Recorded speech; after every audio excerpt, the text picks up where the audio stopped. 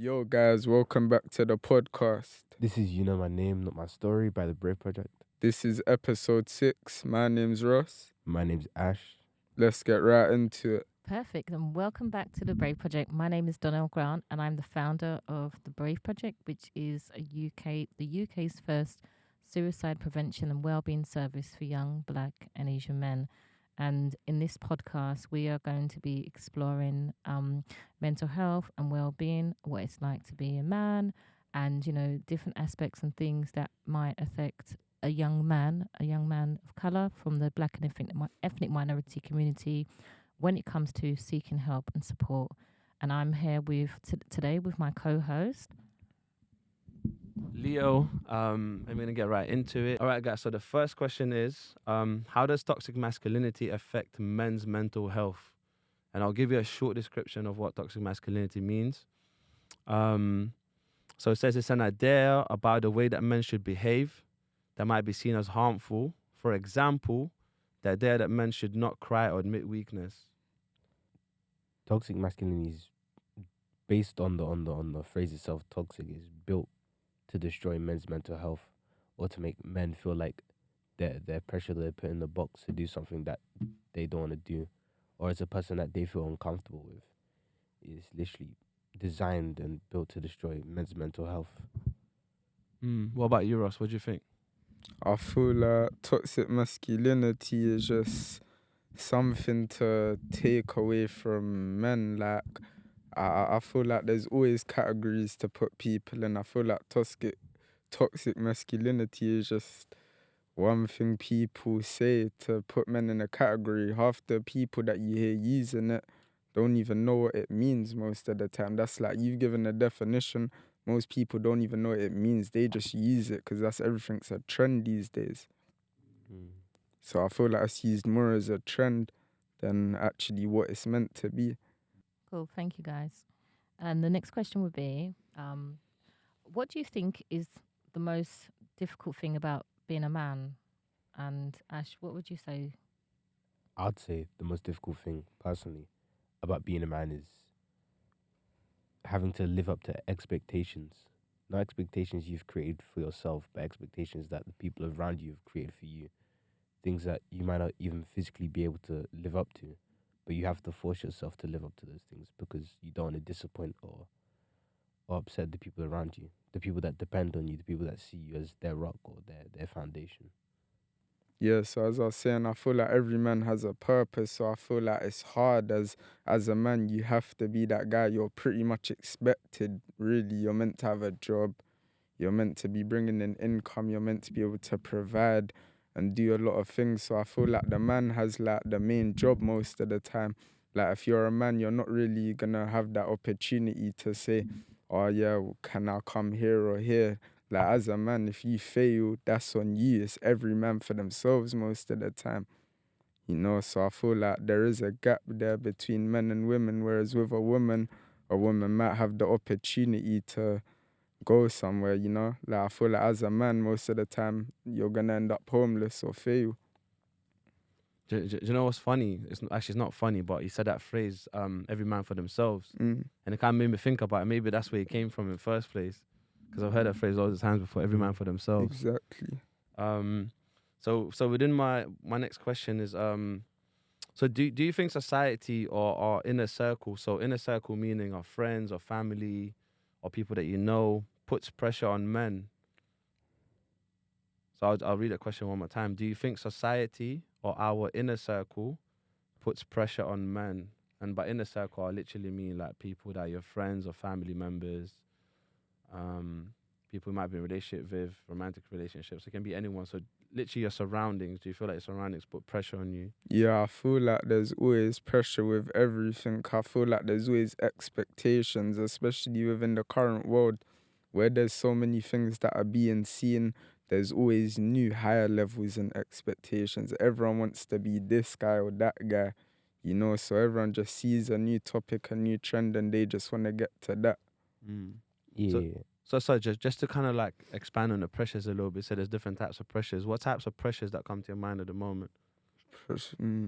Like, so would it be financial pressures? Like what type of pressures are we talking about? yeah, like Yeah, financial. financial, physical. I feel like men are expected to be a certain size these days as well. I feel like there's a lot of things that come into it. Maybe even emotional, being able to step into a role that you might not feel comfortable in. Mm. And what's the answer to that question, and how do you feel about it?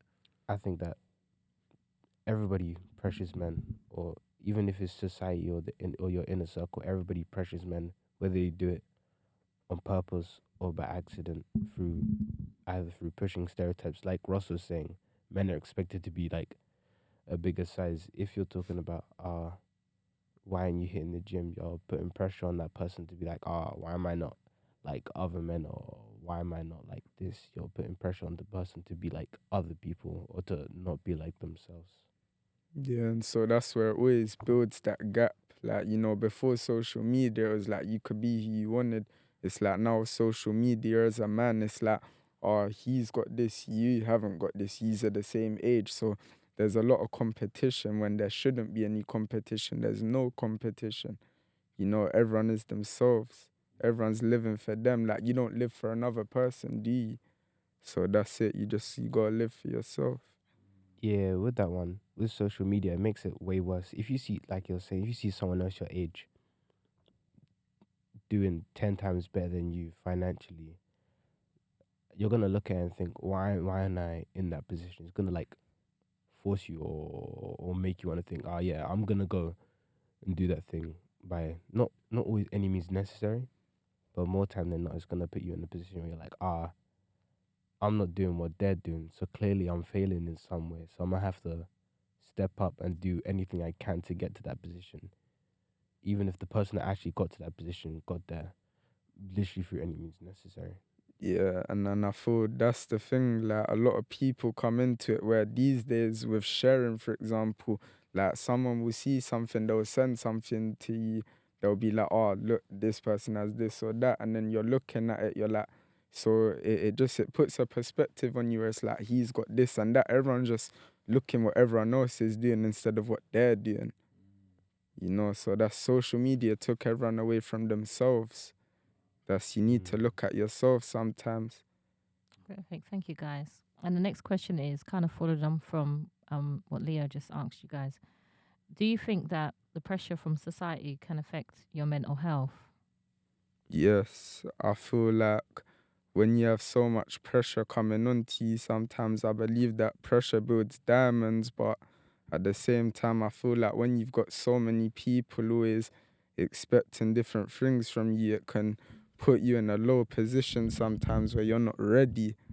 Like sometimes you aren't always ready for what's coming, so that you gotta stay ready. Yeah, I get what you're saying. Like, pressure can form diamonds, but at the same time, it can crack people.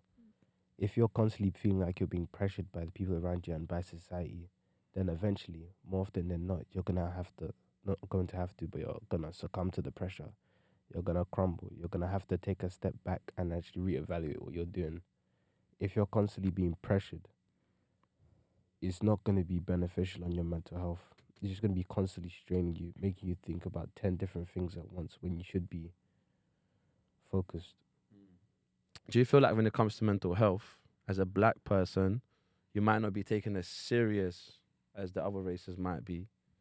So do you feel like you're treated differently because you're black when it comes to mental health support? Yeah, I don't want to say definitely, because in my opinion, I don't see it as black people being treated with less. I actually feel like other people being treated with more, if that makes sense. Like, all over the news, if a young black boy commits a crime, they're categorized as a man, or they're treated differently. They're not, the reasons for said crime being committed aren't actually looked into or discussed. Yeah, I completely agree with him. I feel like sometimes when you see a young black male has committed a crime or done something wrong, like I feel like it's treated way worse and it's commercialized way more as well. I feel like it's put out way more. Whereas if you see like maybe a white person or an Asian person does something, I feel like it's a different outcome sometimes. I feel like there's definitely differences with how colors are treated. Great, thank you, guys. And do you think your upbringing can also affect your mental health? Yeah, I feel like upbringing is something that shapes you. I feel like where you come from is literally what makes you. You know what I'm saying? Like, it's a very big thing. It's like if you have a tough upbringing, I feel like it can only make you better though, because we're in a tough world right now. We're not in a world where you can be weak. Like, that's mental is all a thing of how you choose to be. You can be mentally weak, you can be mentally strong. So it's a thing, if you have a tough upbringing, that can only make you stronger for the current world that we're in. I thought what you were saying earlier with your upbringing literally shapes you. The people that raise you, your parents or your aunties, your uncles, your family around you, they show you how to deal with situations. They show you how to deal with stress, sadness, grief, happiness. They show you how to productively deal with those things. And if they haven't shown you how to productively deal with those things, you're gonna go to toxic outputs. You're gonna go to do things that aren't gonna be the best for your mental health, like drinking or drugs. So the other question is, I guess there's two questions.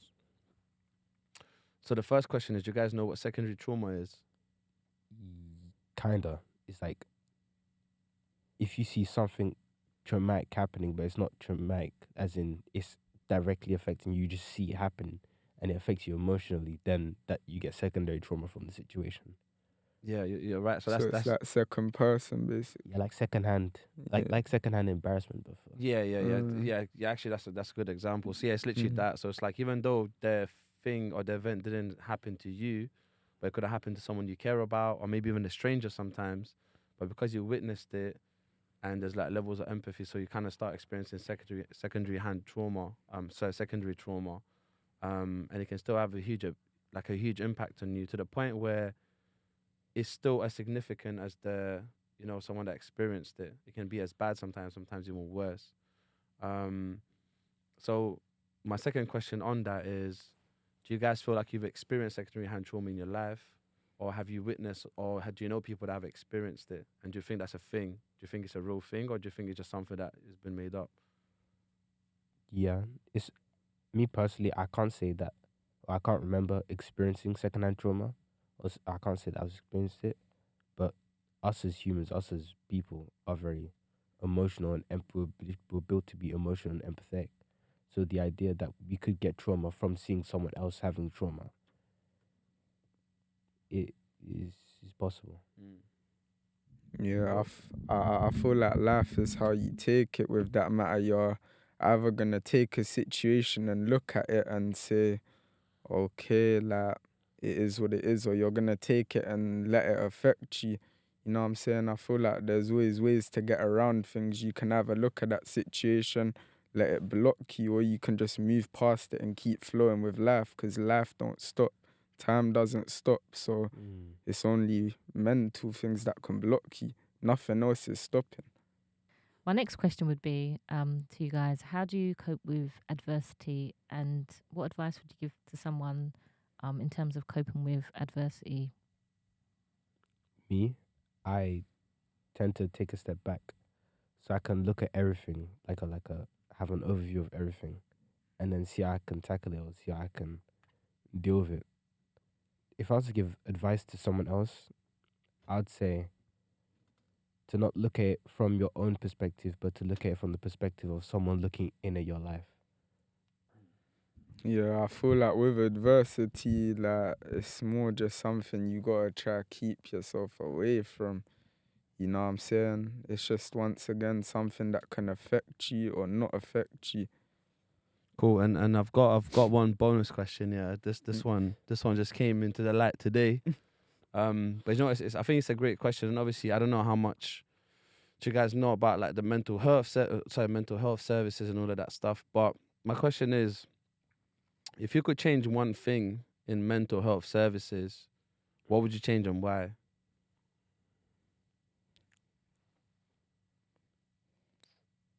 It's a good question.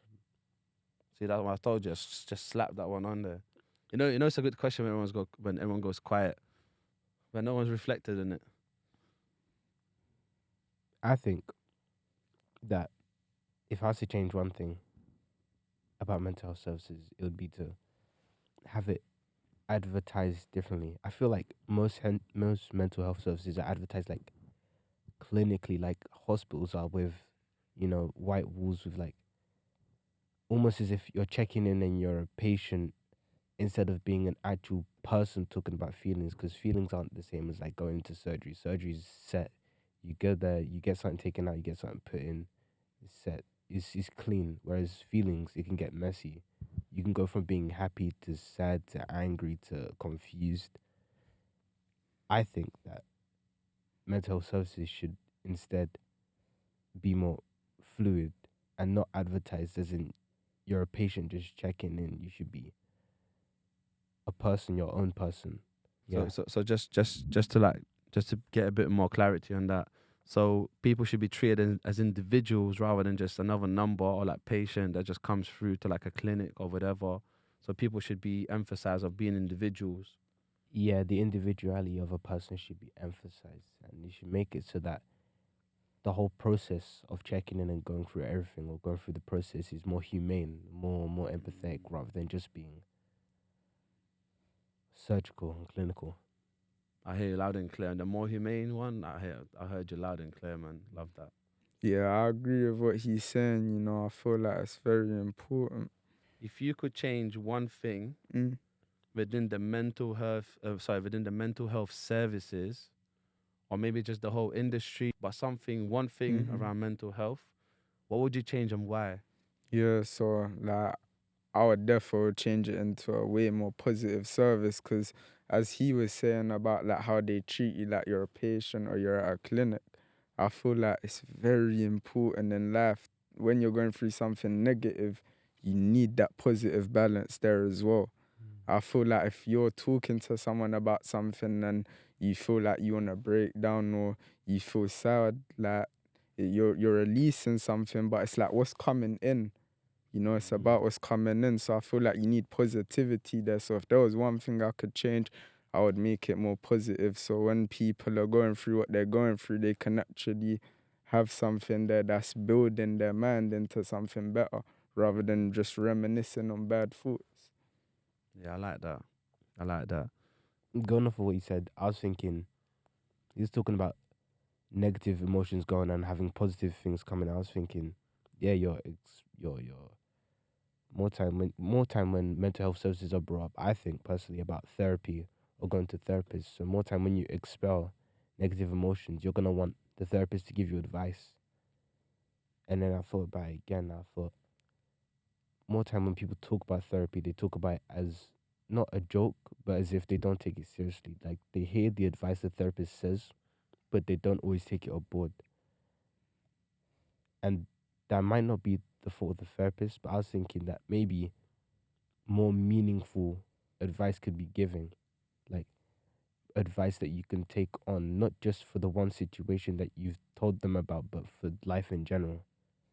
And yeah, just a final word from me, really, just kind of going off of what I end on the other podcast with, is just basically a quote from a famous or quite a mental health advocate that does a lot of great stuff in the community when it comes to like empowering people to speak up about how they feel.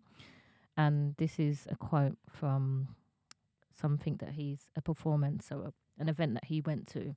And what he said was, we all have family members who have been sectioned, brothers, sisters, parents, aunties, uncles, friends. We all have family members that have been abused or gone through divorce or separation. Yeah. If you have something that you're ashamed of, but you share it in a safe space, that shame dies because that person you're going to share it with has their own story, and they can be guided and they can guide you through it. Basically, we all have our own story, but if we share it, the shame that we have that dies. And this is why I say, the person that you might be sitting next to, they might know your name, but they don't know your story. And if you share your story, that shame, if you have any shame, that shame dies.